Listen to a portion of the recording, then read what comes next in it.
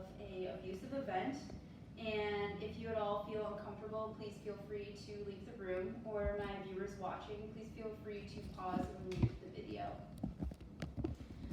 I say you put yourself in this scenario. You are a college student and read this ad in the newspaper. It is for a Stanford University psychological experiment where you'll be paid $15 a day to participate in an experiment that lasts for 2 weeks. You undergo psychological testing and are deemed fit to volunteer for this experiment. And it is simple. There will be 2 random groups of 12. One will be prisoners and one will be guards. You've been selected as a prisoner. You're instructed to return home and await call for participation.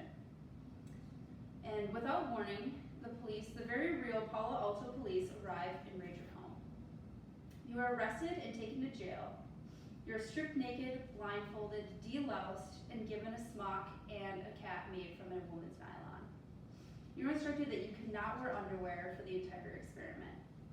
You're given an ID number that it will be your name for the entire experiment as well.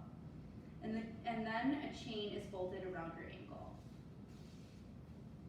You see that the volunteer guards have been given police uniforms, a wooden bat, as well as mirrored sunglasses. The only rule of the experiment is no physical harm. The guards will keep the prison as they see fit. Throughout this experiment, you are sprayed with chilling CO2 from a fire extinguisher, harassed and taunted. You are forced to clean toilets and other menial tasks for hours on end. So you start a rebellion. And they do not like this. The guards need to gain back order. As punishment, you have your bathroom privileges revoked. You must urinate and defecate in a bucket in your cell. And if you are good, you're able to empty your bucket regularly. Next, you plan to escape, but a good prisoner rats out your plan, and you're forced to do jumping jacks and push-ups, continually being taunted for the next 7 hours.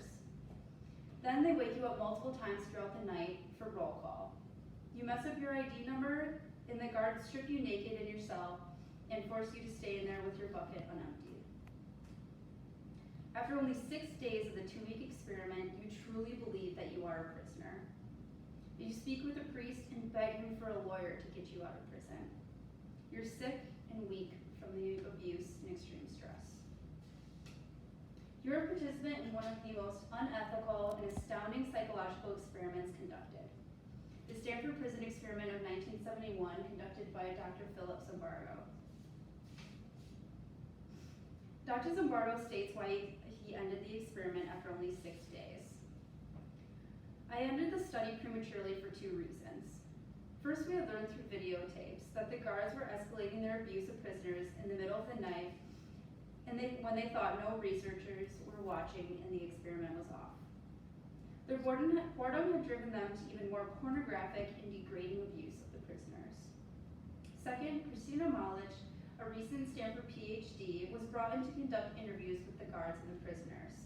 She strongly objected when she saw the prisoners being marched to the bathroom with bags over their heads, legs chained together, and arms on each other's shoulders. Filled with outrage, she says, "It is terrible what you are doing to these boys." Out of 50 or more outsiders who had seen the prison, she was the only one who objected of the morality of it. When she encountered the power of the situation, it became clear that it needed to be ended. But why is this important? The experiment is extremely groundbreaking. The results, fascinating. The conditions, completely unethical. The experiment was extreme and caused post-traumatic stress. Some considered it torture, but the results, the American Psychological Association states that the experiment dramatically shows a profound impact of institutional forces on the behavior of normal, healthy participants. Stephen Riker, who studied the experiment for nearly 20 years, states, "If ordinary people do terrible things, we cannot blame them, for they cannot help it. We seem absolved of our sins by the fragile nature of the human psyche." API also states that this experiment is one of the most dramatic illusions of how good people can be transformed into perpetrators of evil, and how healthy people can experience pathological reactions due to situational factors. This experiment is reviewed and studied over and over again and is common in materials and teaching textbooks. A story so interesting that they even have made a movie about it. This form of behavior can also be seen in war. In 2003, it was exposed that the American military police were violently abusing Iraqi prisoners. And during the Vietnam War, soldiers blindly followed while they murdered and massacred villages, killing and raping women and children.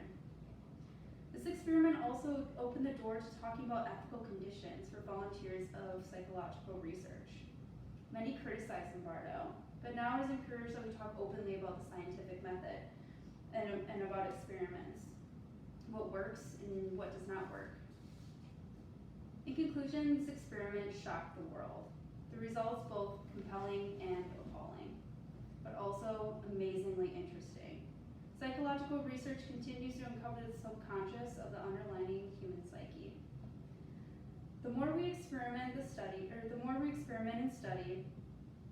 begin to understand our own species and reactions, to understand incomprehensible. Experiments like this expose phenomenons and expose ethical boundaries.